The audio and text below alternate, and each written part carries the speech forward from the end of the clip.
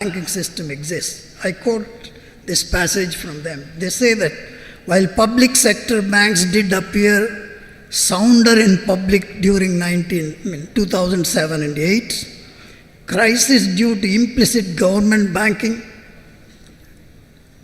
This is, I think, the crisis was avoided due to that of implicit government support. They ought to be privileged to improve their governance and minimize recurrent need for recapitalization. You see, the public sector bank being recapitalized by the state is not something a crime, but that's the one they are referring to. The remaining obstacles to new entry have to be reduced. And then they say the financial inclusion is an important priority. And they think, of course, as if we are saving our poor people who are not included. The solution given is the financial inclusion is an important priority. Restrictions on microfinance should be avoided. This is the kind of, the regulatory and legal framework also needs to be overhauled. And when it comes to by consolidating legislation, whatever that perhaps we mention as our concerns, they mention as the need. Change the legislation, relax the legislation. You talk in terms of, let's say, all those concerns will come as we go along. Therefore, I think when it comes to the question of the external pressures, it's live. And in fact, there is a propaganda that Indian banking system is inefficient because of public sector domination. There is also huge kind of a propaganda that public sector banks are inefficient, that performance is poor. What little data I have, when it comes to the question of employee productivity, when it comes to the question of income generation, the way in which public sector banks or the others fall. Why I'm saying is, I'm not saying that you wipe out all other banks. If a dominant public sector exists, others also would fall in line, if they are small. If the reverse, the whole system collapses, and that's exactly what I'm saying.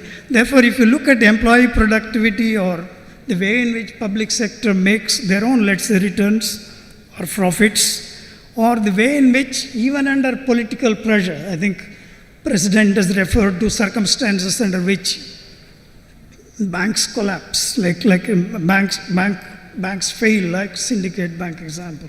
But even there, you find public sector performance by these standards in India cannot be said as efficient. I mean, I quickly referred to that, for instance, employee productivity. It's true that employee productivity in public sector banks up to 2007-8 was less. It doesn't mean no productivity, but it was less than the private sector banks. But when it comes to the question of, let's say, turnaround, from 2009 and 10, public sector banks have been doing much better than the private sector banks in terms of employee productivity. For instance, the latest data with me, and of course you may have much more latest data, in 12-13, if you look at the deposits per employee in the public sector banks, it amounted to that per employee rupees 7.2 crores. And when it comes to the question of private banks, it's per employee 5.2 crores.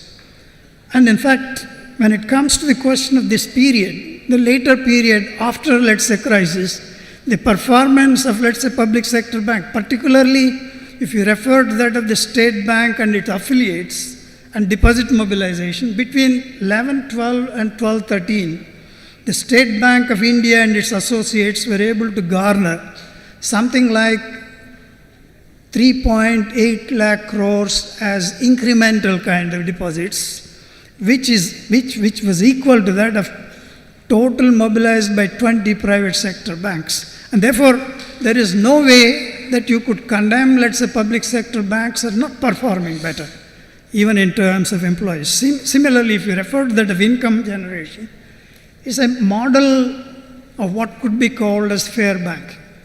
I say this because if you look into the sources of income of public sector banks, let's say from 2001 to that of 2010, you see that the main source of income for public sector banks is interest. interest earned on, let's say, the money lent, loans given. And of course, it is the difference between the interest you pay to your customers. This is supposed to be a primordial banking activity, to be fair. And then when it comes to the question of, let's say, other income sources, then that is the one where you can track what is happening to that of, let's say, so-called securitization, other kinds of, let's say, incomes. That if you refer to that of public sector, it is still balanced kind of a situation. In 2001, the interest income alone accounted for 88%. One may condemn this as a very, what could be called inefficient way, only interest. Yes, only interest. That's the main source, stable source of income. And non-interest source was 12%. Of course, the public sector banks are also falling line in getting into that of some kind of a improved technology, reaching, and then even, of course, in credit cards, things like that. There's marginal. And with all that, the source of interest still remains 84%, and the non-interest income increased from something like 12 to that of 16%. I mean, this is what we refer to fair way.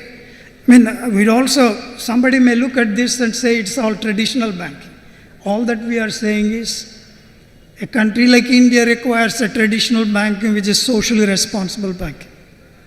And therefore, if you are saying it's a traditional banking, it's a sound thing for us at the present context. And therefore, if you refer to profits, if you refer to that of net profits of public sector banks together, it is of course low.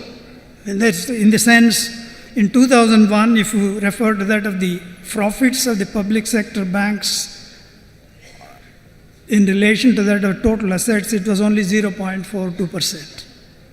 It has increased by 2010 to that of 1.08%. This was the fair banking.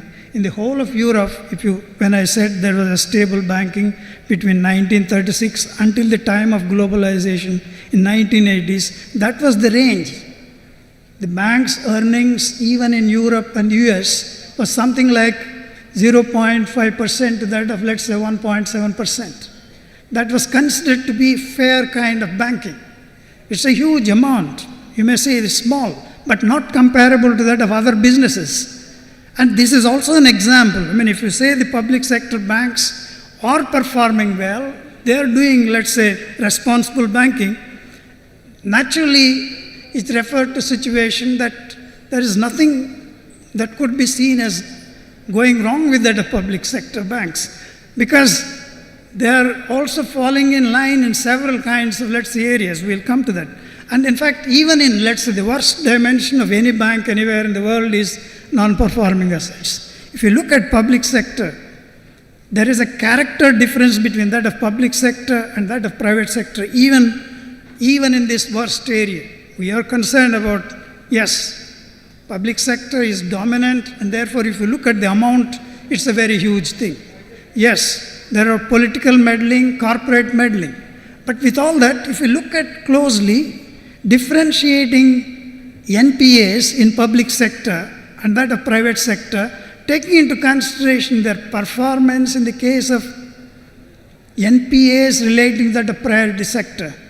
The public sector lend to a large number of small people. There are risks involved, there is a political commitment, there are failures involved.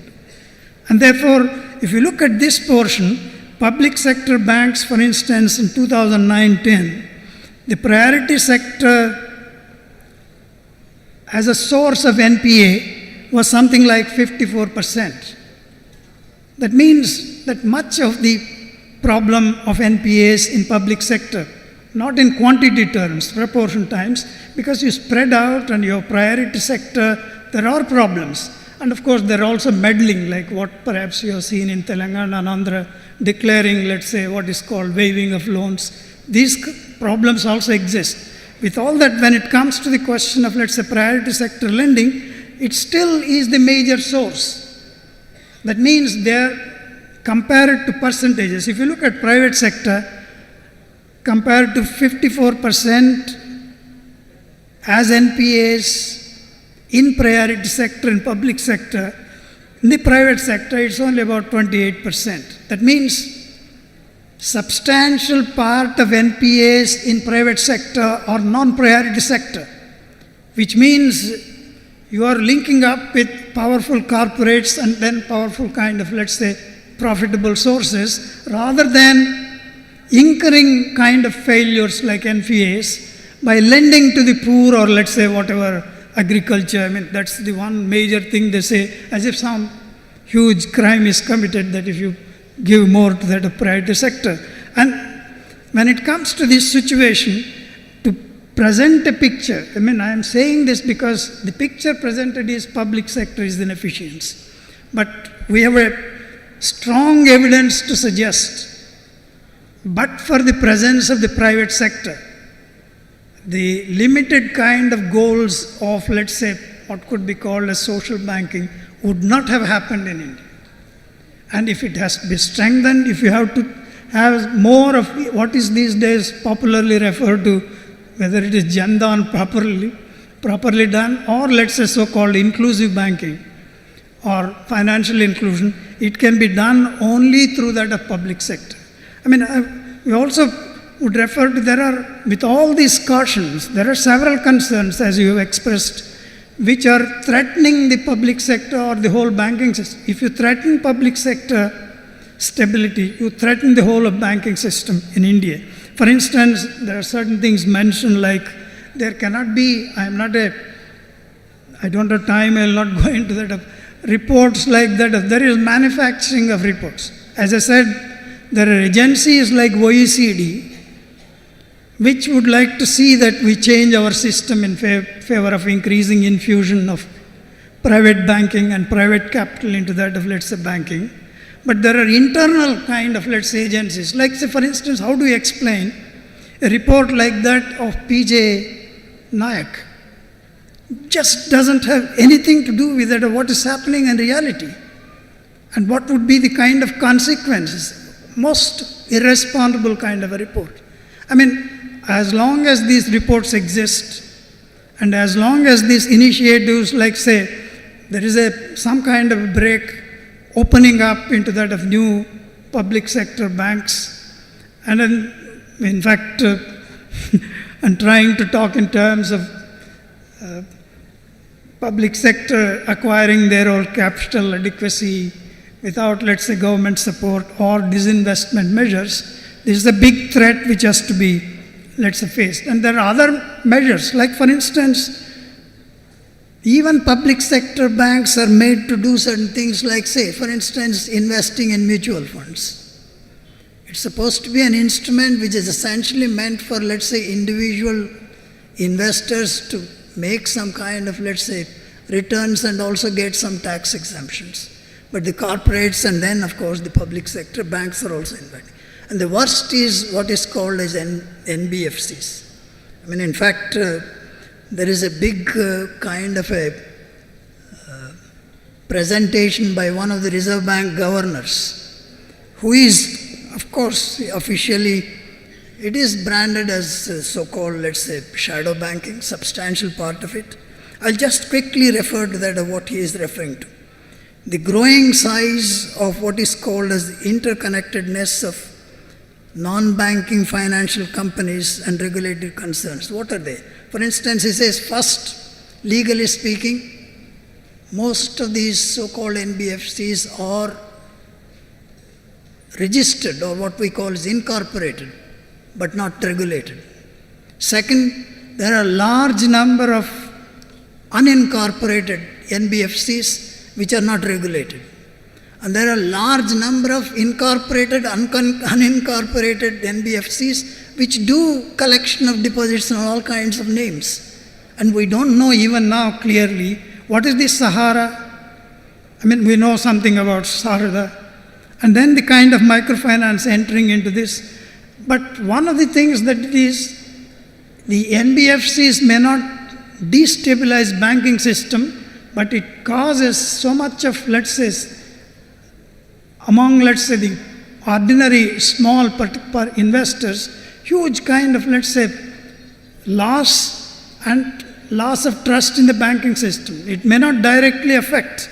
And therefore, one of the major things required is to regulate them. A major part now emerging powerfully now with the backing of IFC or International Finance Corporation of the World Bank is that of microfinance. I'm not talking about microfinance linked to that of SHGs, bank-linked SHGs like Kudumbashree-linked kind of SHGs, which are linked to banks. I'm talking about microfinance, which are part of this so-called non-banking kind of activities. See, here, I think everybody knows the kind of a threat. In fact, the Reserve Bank of India governor himself went on record saying they are doing kind of a business, microfinance, and they have been recognized some kind of stealthily.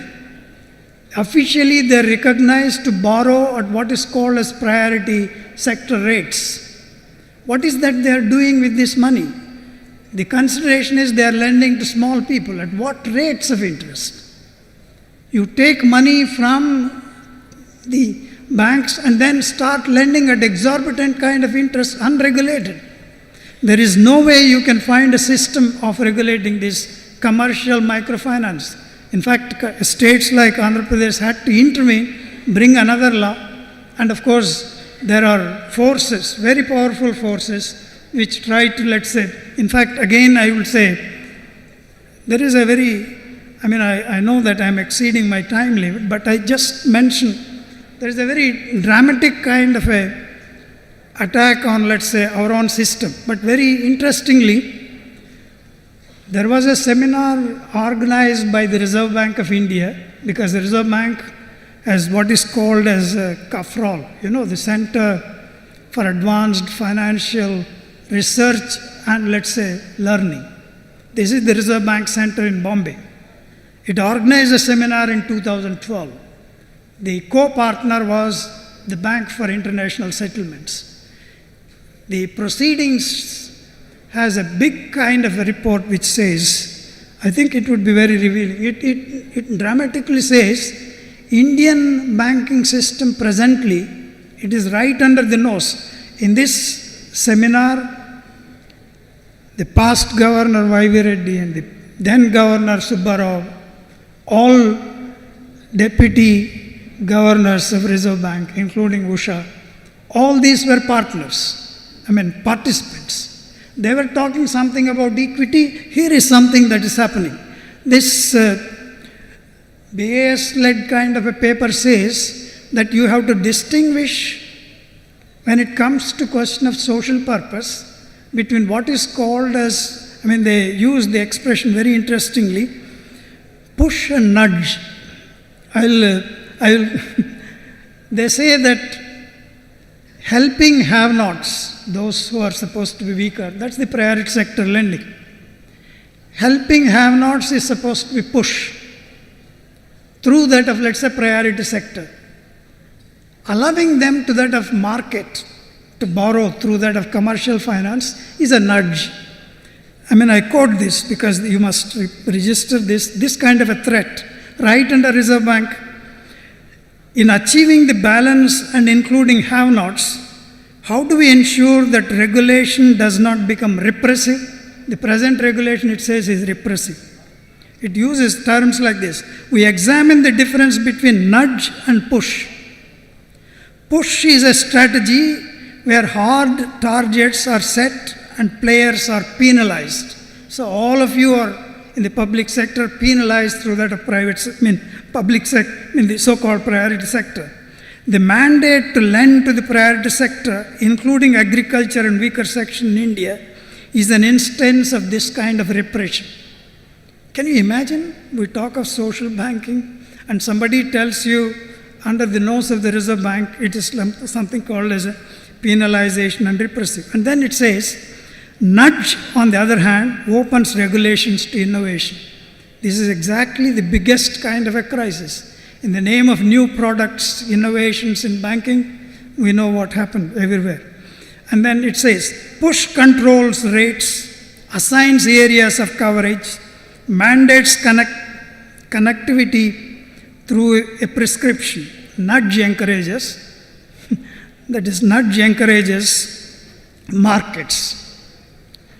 The concept of nudge can be seen through example of commercial microfinance.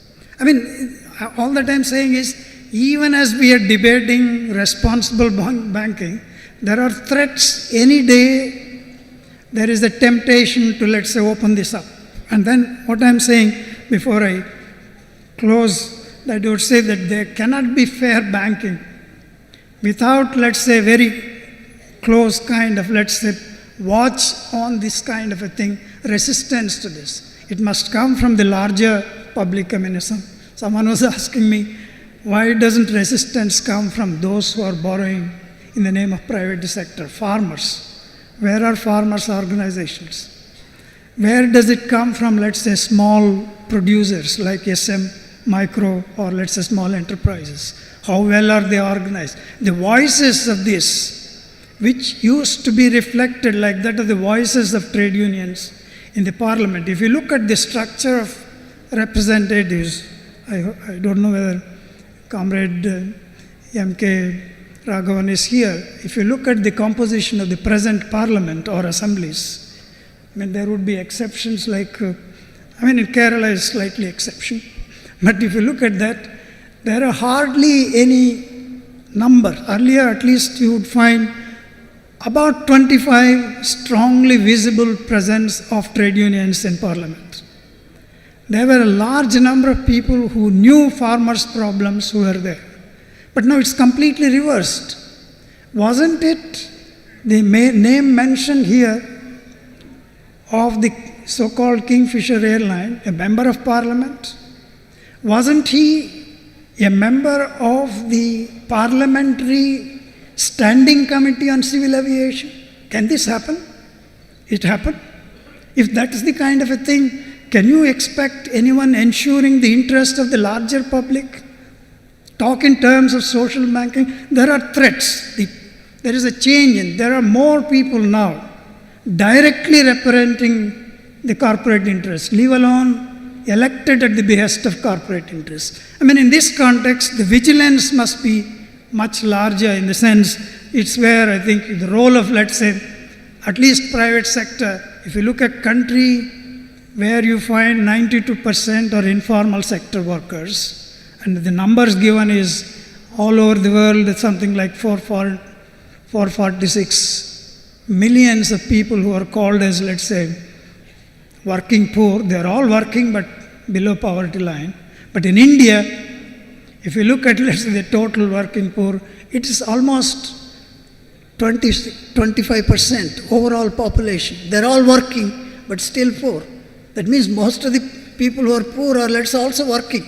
In fact, in India, it's not lack of employment that's the problem. The quality of employment, the kind of wages they get, the kind of duration of employment they have, they're all informal. In this context, if you refer to that of at least public sector employees, there is a social compact. That when we refer to that of public sector employees, at least you have regular employment, you have a social security.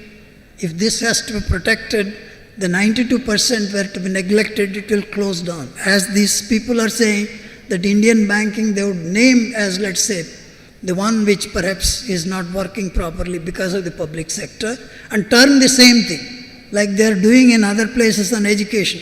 Teachers are responsible for failing of the government schools, not perhaps the other things. Same thing is likely to happen. Is because of the employees, they would also blame, it's much easier, you know that. It's because of the unionization, there is indiscipline in bank. And therefore, you have to amend labor laws. These are the kinds of threats under which we live. And in fact, if we come back, I'll close it by saying that when it comes to the question of why, with a regulation, private banks cannot work, that is the kind of a history that we know from the United States. There is a contradiction because now if you allow private banks and say don't make abnormal profits, they would say that every other fellow in the private sector is making. If real estate makes, why shouldn't I make? That's how they make in finance.